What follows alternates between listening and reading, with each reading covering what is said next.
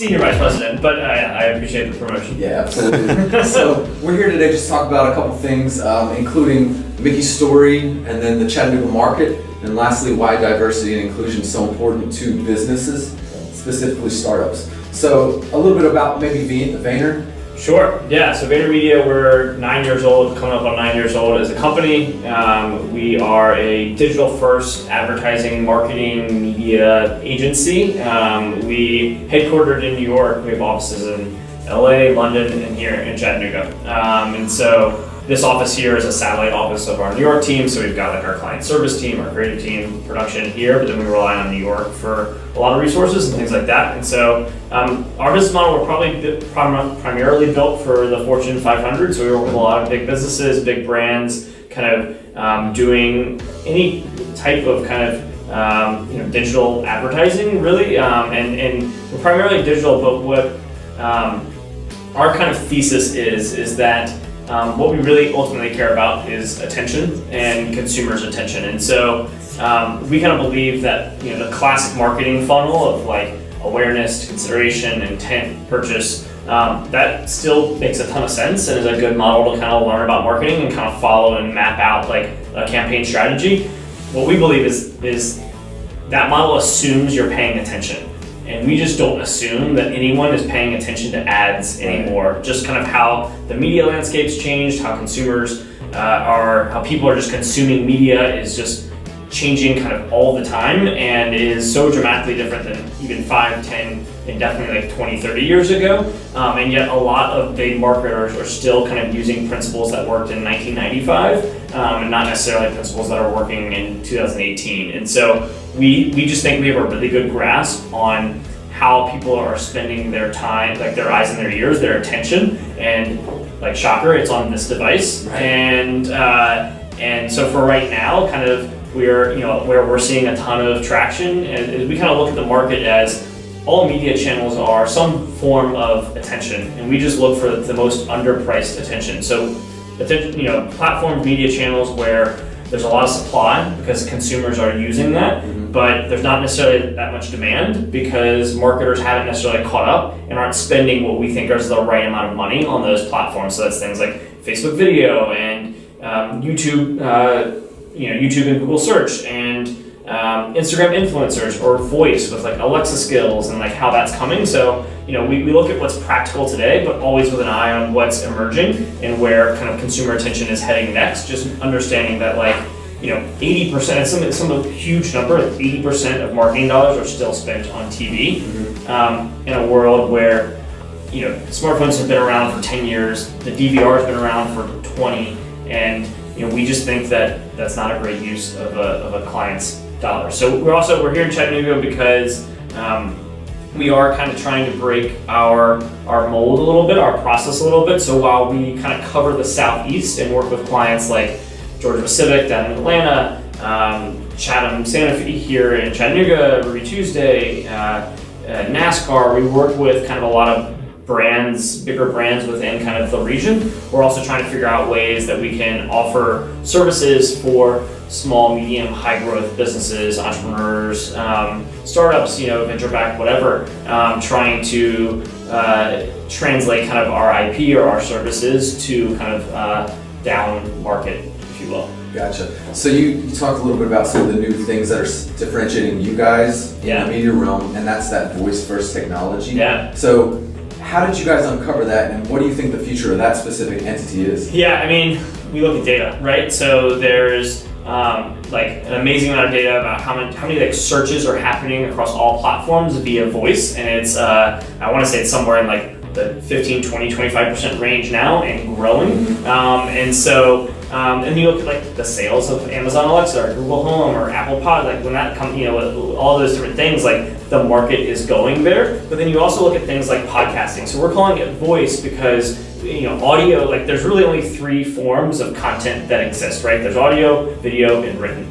And so like there's going to be kind of ebbs and flows of what matters in that moment. And audio voice is something that we're paying a lot of attention to because it's a little more passive, but you're still engaging. And so you can be doing multiple things at once. I think time is kind of like the big hack for anyone in life. is you're always trying to figure out how to maximize your time or be more efficient. Well, with podcasting, I can be mowing the lawn and listening to a podcast. I can be driving and listening to a podcast. So it's not as immersive as video. And so it's something that we can be utilizing. And so we've been doing podcasting for ourselves as an agency, through our CEO Gary as kind of a serial entrepreneur, and he's got one of the top 50 podcasts in the world, and we've just seen the impact that podcasting has had on his brand and our business, and we've seen the impact it's had when we've worked with smaller, medium-sized companies who have launched their own as like a B2B thing to drive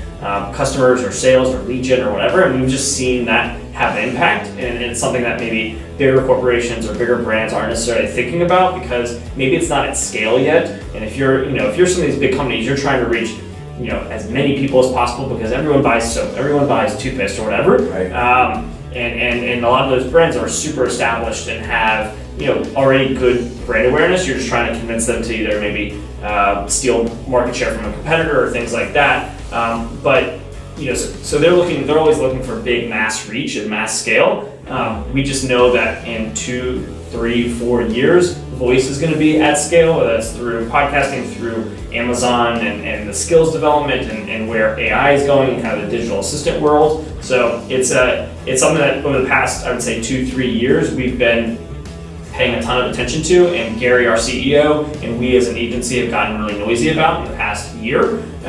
We hired someone 2.5-3 years ago to kind of come be the head of Vayner Smart, and Smart is just anything AI related or anything connected devices and things like that, just something that takes advantage of the Internet of Things. We quickly kind of saw that the traction took off with Alexa skills development. So that's like the basic entry level in there, but we know way more is coming. And so we actually are doing a conference in New York this May called VoiceCon. It's going to cover, be a full day, just kind of with panels and guest speakers and kind of lots of things going on there. So we're putting a lot of eggs in that basket because we know it's where kind of consumer attention is not only here today, but it's going because of the opportunity over the next couple of years. Yeah, that makes a lot of sense. You kind of mentioned, so again, you guys are a satellite branch of the New York operations. Sure. Yep. So how did you guys choose Chattanooga, and what makes Chattanooga special? It's random. You got Atlanta, you have a lot of cities in Florida. Yep. So why Chattanooga? Yeah, so we, it starts where we were looking for an office off the coast. So we had New York as the headquarters, LA is kind of the head of our West Coast operations. Those are hubs. We've got all of the resources. They're kind of self-sufficient in that way. We were looking for a presence off the coast, so we were looking in the Southeast, Midwest, and Chattanooga recruited us. So it was a private kind of public effort, but some entrepreneurs here in town had always kind of looked up to Gary, our CEO, and were like, we want to meet him. And so they were trying to figure out how do we get Gary to come to Chattanooga, and he just happened at that time, this was like late 2013, he happened to be selling a book, and back then when he would sell books, he would, if you bought in mass quantities, he would partner with you. And so an entrepreneur here in Chattanooga bought a lot of copies of a book, and so in exchange all he wanted was Gary to come down and visit for a day. So that actually took place in May of 2014, and Gary was down here and within 2 hours texted me, was like, dude, I love Chattanooga. I was like, yeah, I actually grown up going to camp here, so I knew a little bit about it. I was like, yeah, they got the AA teams, the Lookouts, like they've got a great aquarium, riverfront, all those things. Like, what are my Chattanooga facts?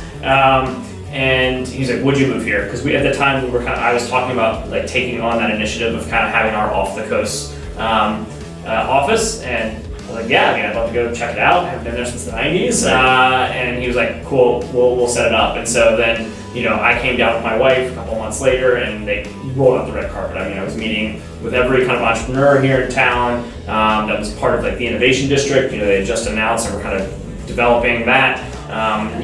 Marketing and media agencies that were here in town, the mayor. So I mean, like literally, like they spent a weekend kind of showing us around, and I think that's one of Chattanooga's unique things. It's both a challenge and an opportunity. Is that like, yes, we're a mid-sized city that is trying to compete and kind of showcase what we can offer to the entrepreneurial scene, the startup, venture capital, to tech companies, and we're never going to be Silicon Valley. We might not ever be Austin, But what we do offer is, there's the highest, there's the gig, right? Like we've got EBP and the highest, fastest internet in the Western Hemisphere. So we've got like a unique infrastructure that allows us to test things and do things that other cities just can't do.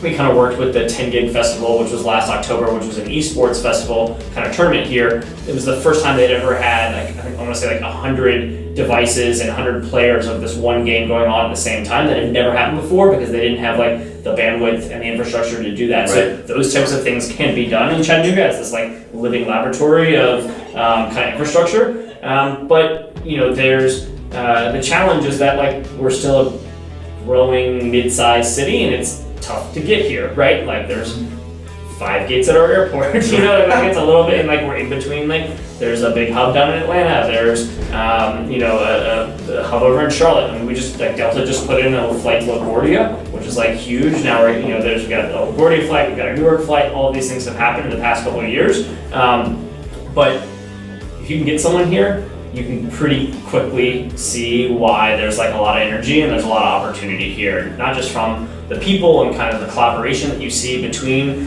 the public and private institutions that are kind of and people that make up those institutions here in town, but you've also your 10-15 minutes from world-class rock climbing and hiking and paddleboarding or whatever you want to do. You kind of get sucked in by the beauty and the geography and everything like that. And so I think that's it's one of the challenges that we often people in the community talk about is how do we bring people here? How do we show them that this is a great opportunity, that businesses can be built here, they can be serviced here, they can work out of Chattanooga. And a lot of times it's just getting them here and kind of showcasing that infrastructure, showcasing the people, showcasing how beautiful it is, and that it's somewhere between a 5 and a 20-minute commute for most people to kind of get into downtown Chattanooga. Right, and then I'm assuming you saved a lot of money from living in the New York to Chattanooga. Yeah, so the cost of living cost of living for employees is, they can sell you that no state income tax and all these different things that are going to get people here. Our office operations are a lot cheaper than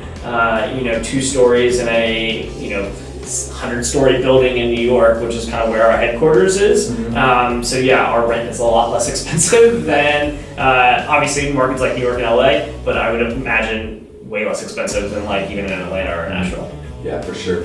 And just with our startup company, it's evident that there's a huge community push for innovation and entrepreneurialism and just developing. Yep. So how does that translate? Because what we're trying to do is bring in international talent to the city of Chattanooga currently. Yep. We're eventually going to expand, but we want to bring them here because, like you said, there's a lot of great things that no one really knows about. It's kind of a hidden gem. You just got back from Austin, Texas. Yep. Austin is known for the same type, but on a bigger scale. Sure. Is there any parallel? Do you hear rumblings from the people in Austin about Chattanooga? Is there a?